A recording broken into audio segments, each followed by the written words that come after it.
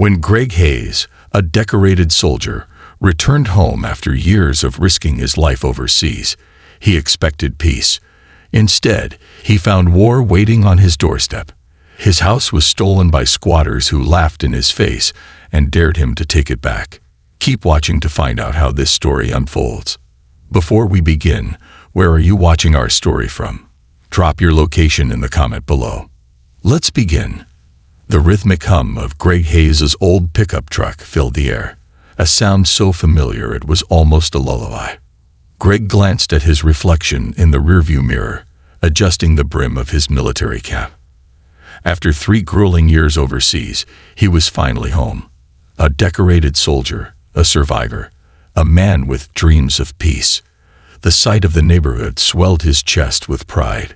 Children played tag on the lawns, their laughter echoing down the street.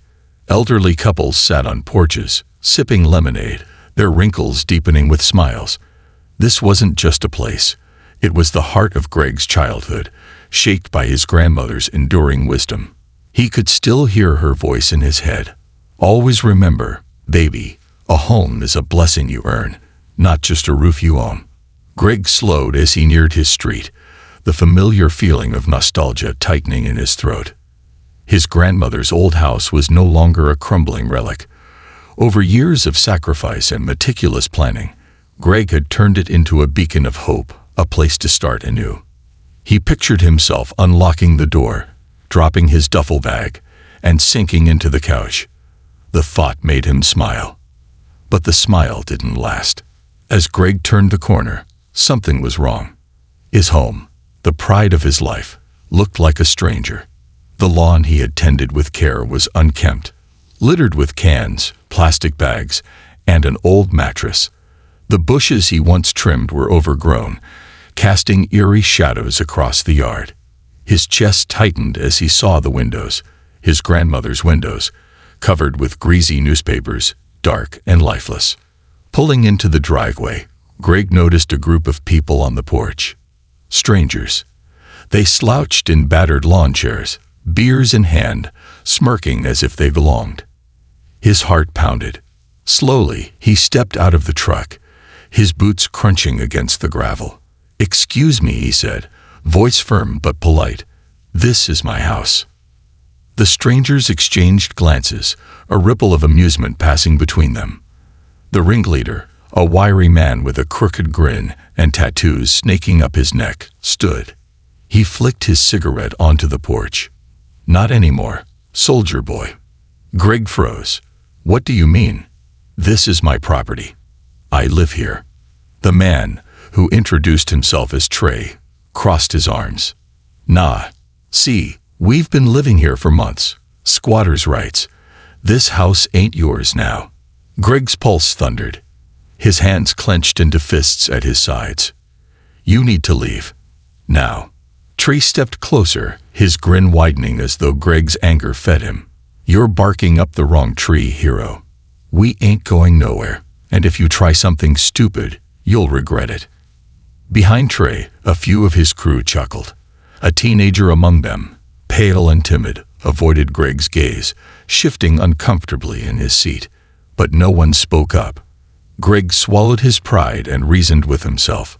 He'd fought wars, faced unimaginable horrors. These people weren't going to intimidate him. Still, violence wasn't the answer. Not here, not on his grandmother's porch. "This house belongs to me," Greg said, his voice even. "I worked for it. I bled for it. You can't just take it." Trey sneered. "We already did." The squatters burst into laughter, the sound cutting through Greg like a blade. His fists tightened, the veins in his arms bulging beneath his sleeves. For a moment, he considered charging Trey, tearing the smug grin off his face. But he held back. He wasn't that man. Instead, Greg turned, storming back to his truck as the laughter trailed him. Behind the wheel, he slammed his fists on the steering wheel, his knuckles white with rage. His chest heaved as reality sank in. This was his home, stolen right out from under him. And the law, his supposed ally, hadn't lifted a finger to stop it. By the time Greg reached the police station, the officer behind the desk listened to his story with disinterest. "Squatters' rights," the officer repeated, flipping through paperwork. "They've been living there for more than 30 days. That makes it a legal process. Could take weeks, maybe months." Greg's frustration bubbled over. "Weeks, months. I've been fighting for this country, and now I have to fight to get my own house back." The officer shrugged. "Sorry, sir, that's the law."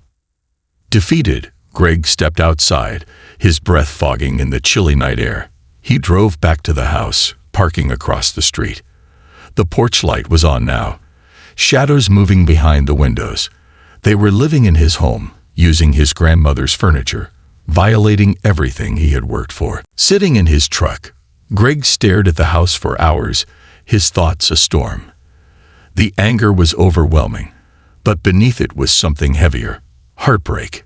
He had fought battles in distant lands, dreaming of this home, only to return and find it taken from him. The memory of his grandmother's voice came again, soothing yet painful.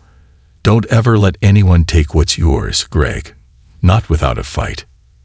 He clenched his jaw. "I'm not letting them win," he whispered to the dark. Sometime after midnight, Greg's exhaustion overtook him. He leaned his seat back, arms crossed, and closed his eyes.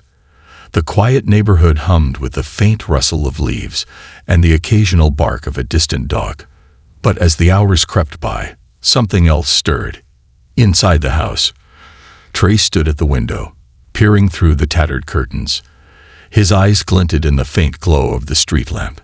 He watched Greg sleeping in the truck, his lips curling into a cruel smile. "Looks like the hero's camping out," Trey muttered to one of his crew, who chuckled darkly. "Let's see how long he lasts." The curtains dropped, and Trey melted back into the shadows of the house, his figure vanishing like a ghost. Out in the truck, unaware of Trey's intentions, Greg stirred but did not wake. His breathing was slow, steady, peaceful, like a man preparing for war. The aroma of sizzling bacon and fresh coffee enveloped Greg as he walked into May's Diner, the only place open late in Summit Heights. The bell above the door jingled, drawing a few familiar glances. Despite the years away, the diner hadn't changed. Same cracked vinyl booths, same handwritten specials board, and the same welcoming smile from May, who worked the counter. But tonight, Greg was here for something more than nostalgia. At a corner booth sat Nina Carter, her sharp brown eyes scanning a stack of papers. She glanced up as Greg approached, her lips breaking into a smile. "Well, well, look who's back," she said, sliding out of the booth for a warm hug. Nina had been his best friend since childhood, and now she was a lawyer known for fighting for underdogs. As they settled in, Greg poured out his story, his voice steady but brimming with frustration. By the time he finished, Nina's expression had darkened. "This is insane, Greg," she said, tapping her pen against her notebook. "Squatters' rights might slow things down, but it doesn't mean they win. We'll fight this." Before Greg could respond, a deep voice cut in. "You're damn right we will." Big John, a towering man with grease-stained hands and a leather jacket draped over his shoulder, stood at the counter. He was a former biker who now ran the town's auto shop. John had been a protector in their childhood days, and he hadn't lost that instinct.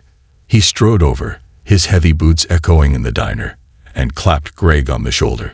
"I heard about your trouble. Let's just say I know some folks who can help." Greg raised an eyebrow. "What kind of help?" John's grin was cryptic. "The kind you call when you need to send a message."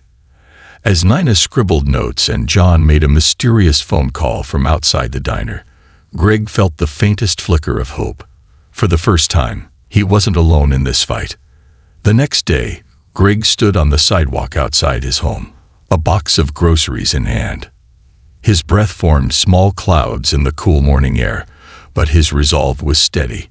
He'd decided to try something unexpected: an olive branch.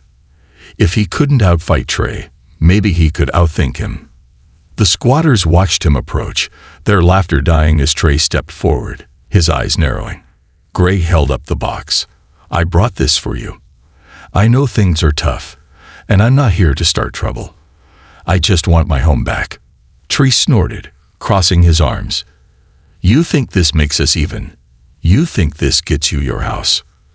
"I think we can talk like men," Greg replied calmly. Trey leaned in, his grin venomous. "We don't need your pity, and we sure as hell don't need your scraps." With a flick of his wrist, he knocked the box to the ground, spilling apples and canned goods onto the dirt. Behind him, his younger brother Danny flinched but didn't speak. The boy's eyes flickered with unease, but he stayed rooted to the spot, following Trey's lead. Greg's jaw tightened, but he bent down, picking up the groceries without a word. As he turned to leave, Trey called after him, "Don't come back unless you're ready to lose." That night, as Greg sat in his truck staring at the house, memories surfaced, unbidden and bittersweet. He was a boy again, no older than 8, sitting on the porch steps beside his grandmother. The summer air buzzed with the sound of cicadas. His grandmother's hand rested on his shoulder, her voice soft but firm. "You see this house, Greg? It's not just bricks and wood. It's love, sacrifice, and heart. Promise me, when I'm gone, you'll take care of it. Make it better." Greg, his small face solemn, had nodded. "I promise, Nana. I'll make it the best house in the world." Her laughter had been warm, wrapping around him like a blanket. "That's my boy." Back in the present, Greg clenched his fists. He wouldn't let Trey and his gang destroy what his grandmother had built. He owed her that much. A sharp noise jolted Greg awake. He blinked, disoriented, then realized his truck was listing slightly to one side.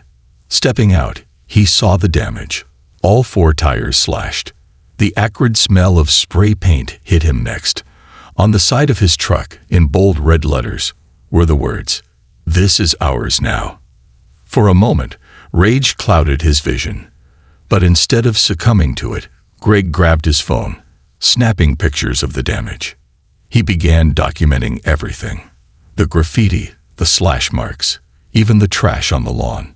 He wasn't just fighting back, he was building a case. At the auto shop that evening, Big John leaned against a workbench, his phone pressed to his ear. "Yeah, it's time," he said, his voice low but firm.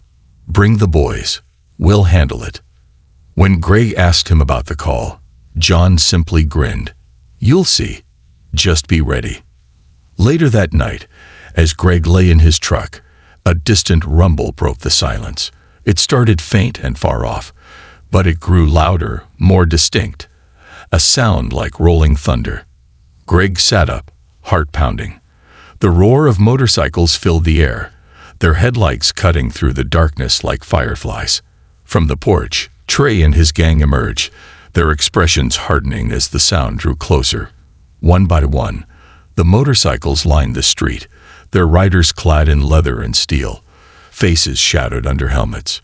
Big John stepped forward, his grin replaced with a grim determination. "Greg," he said, gesturing to the riders, "meet the Iron Hounds. They're here to help."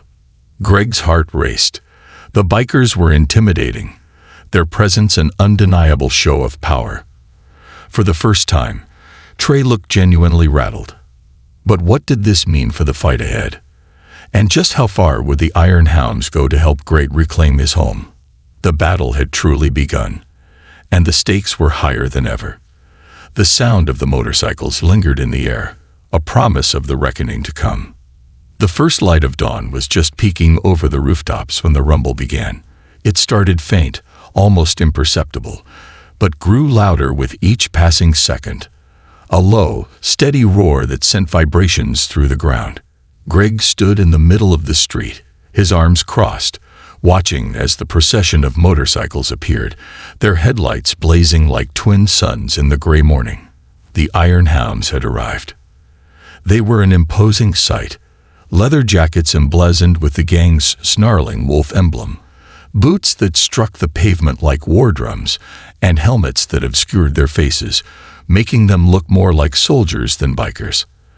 At the front was Big John, his jacket patched with years of loyalty and leadership. He dismounted his bike, his heavy boots crunching against the gravel, and walked up to Greg. "This," John said, gesturing to the line of bikers now stretching down the street, "is family. And family doesn't let one of their own get stomped on." Greg took a step back, unsure.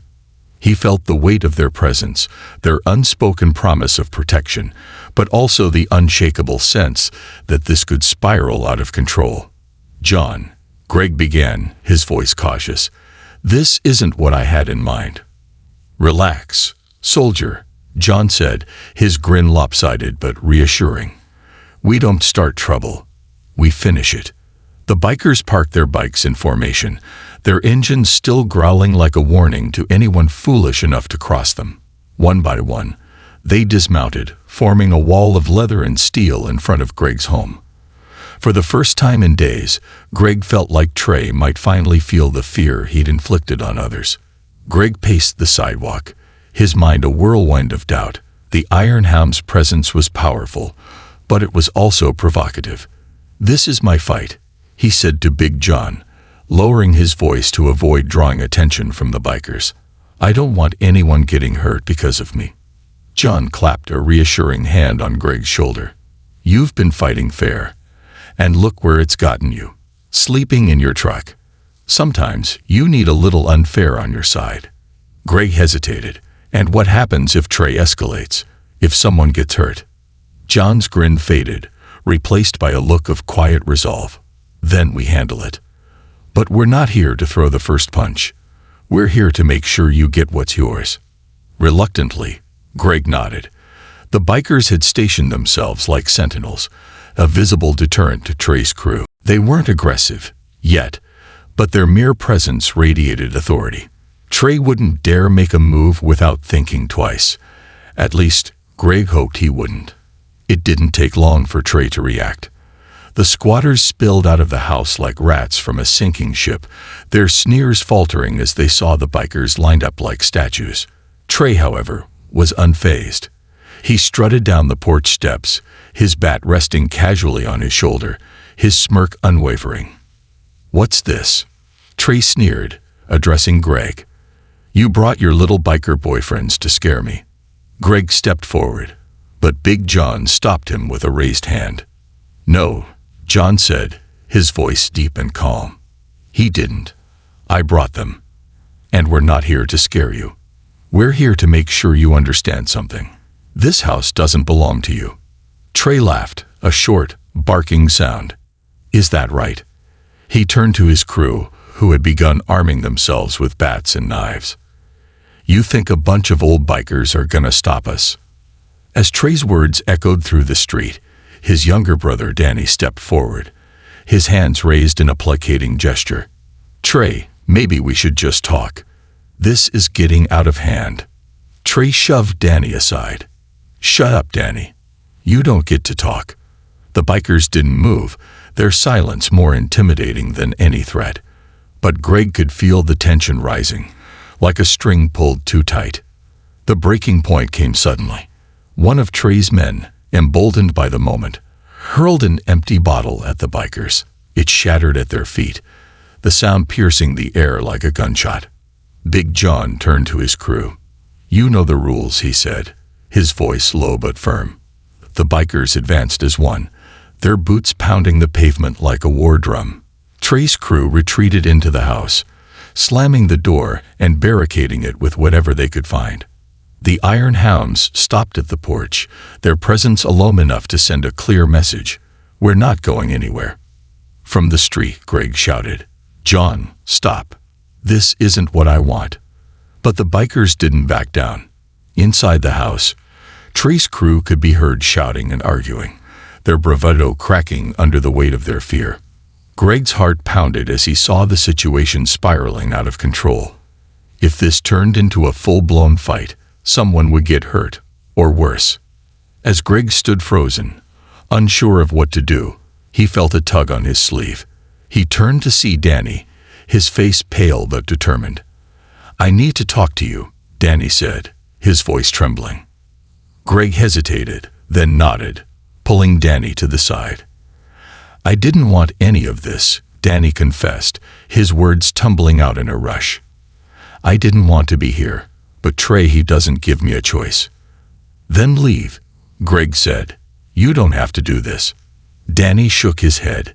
"You don't understand. Trey's hiding stuff in the house. Drugs, money, stuff that could get us all locked up. If you can prove it, the cops won't just evict us. They'll arrest him." Greg's mind raced. This was the leverage he needed. But could he trust Danny? And even if he could, was he ready to involve the police, knowing how slow the system had been to help him so far? As the bikers held their ground outside, Greg faced a moral dilemma. Big John's method was working, but it was dangerous, unpredictable. Danny's confession gave Greg a legal path forward, but it required trusting a system that had failed him before. From inside the house, Trey's voice boomed.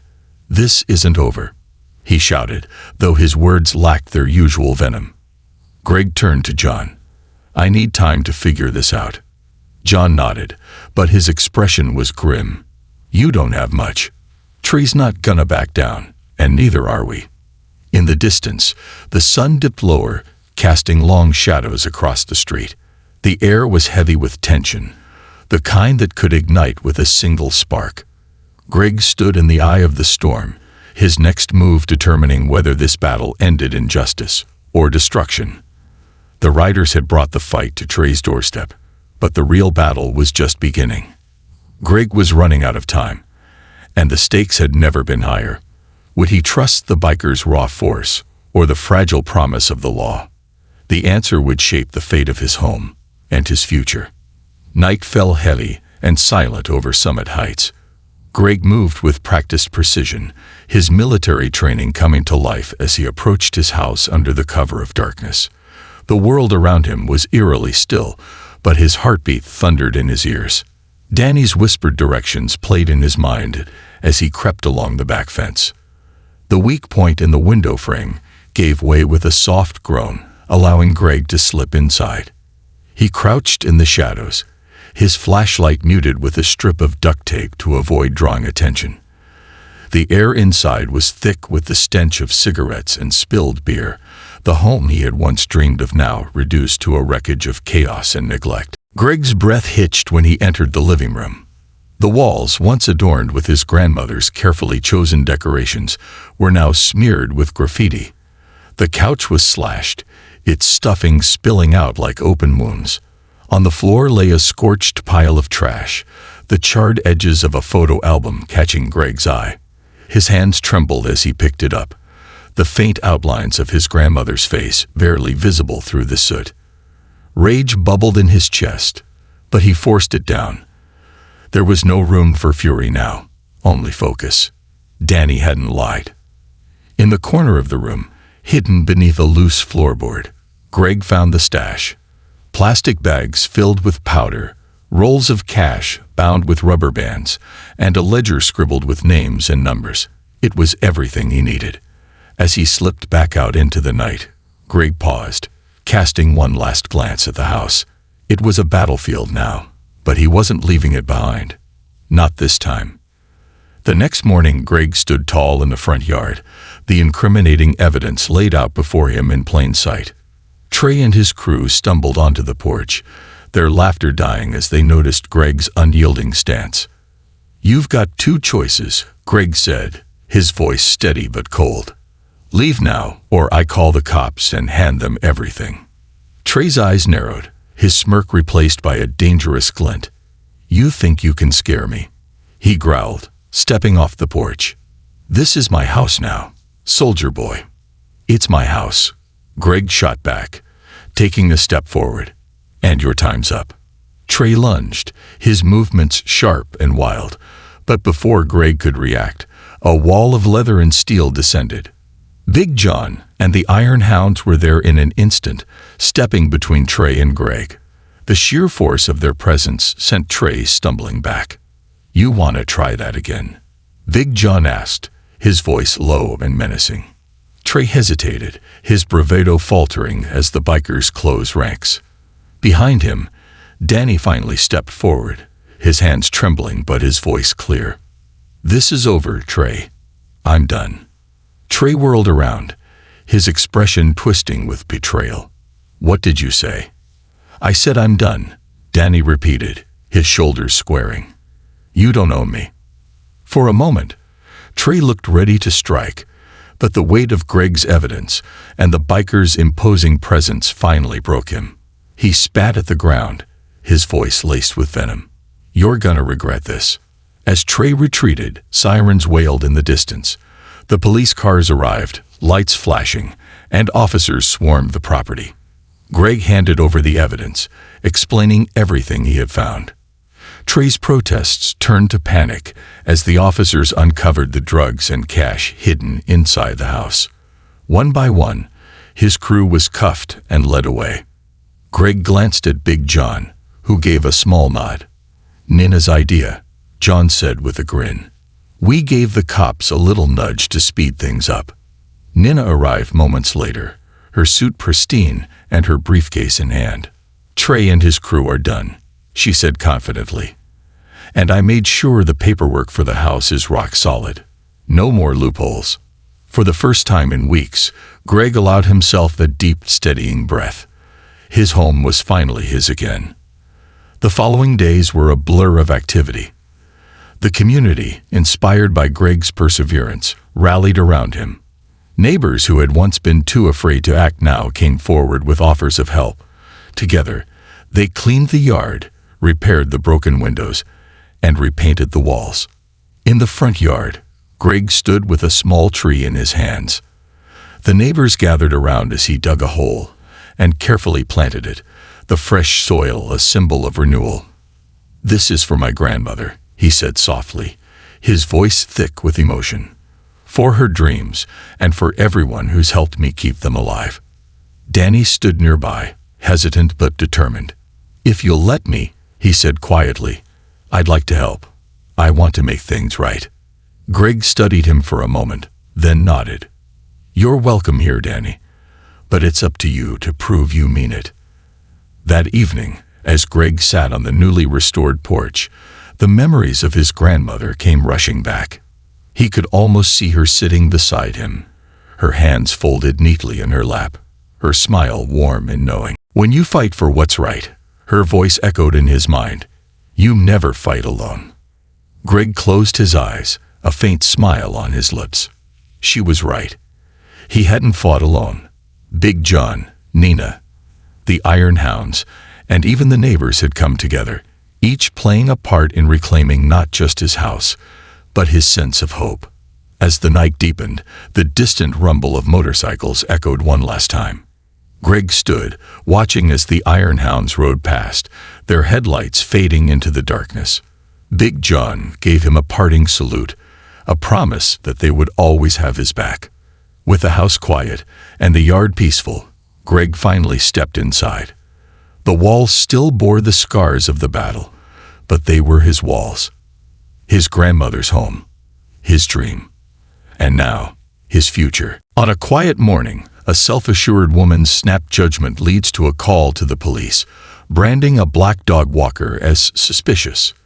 But when the truth unfolds, her world shatters, because the man she tried to humiliate is about to step into her life as someone she never expected. Karen stood at her bay window, her sharp features highlighted by the morning light. Her pale blue robe matched the cup in her hand as she sipped her coffee, surveying the street like a self-appointed sentry. Her critical gaze locked onto a figure she didn't recognize. Him, a tall, young black man, confidently strolling down her street, a large, fluffy golden retriever trotting beside him. Karen's grip on her cup tightened. Her thoughts churned. Who is he? Why is he here? Her unease wasn't rooted in anything Dan had done, but in the layers of assumptions built over years of prejudice. In her mind, this was her neighborhood, an enclave of safety, wealth, and uniformity. And Dante, in his casual hoodie and joggers, was unwelcome. Outside, Dante was oblivious to the eyes on him. His world was a mix of the golden retriever's joyful energy and the beats streaming through his headphones. He leaned down to adjust the leash and spoke to the dog in a calm, commanding voice. "Sit. Good girl." His voice was soft, full of care, but firm enough to make the dog obey. His morning routine was a moment of peace, a far cry from the chaos that awaited him later in the day. But Karen wasn't about to let him go unnoticed. She watched him pause at the corner, then steeled herself. She set down her coffee, tightened the belt on her robe, and stepped outside. "Excuse me." Karen's voice was sharp. Her attempt to appear calm was betrayed by the quickness of her steps. Dant pulled one earbud out, turning to face her with a polite but puzzled smile. "Yes." Karen's eyes flicked from him to the golden retriever. "What are you doing here? Do you even live in this area?" Dant raised an eyebrow, but kept his tone even. "I'm just walking the dog. She belongs to one of my clients." Karen's gaze hardened. "Client?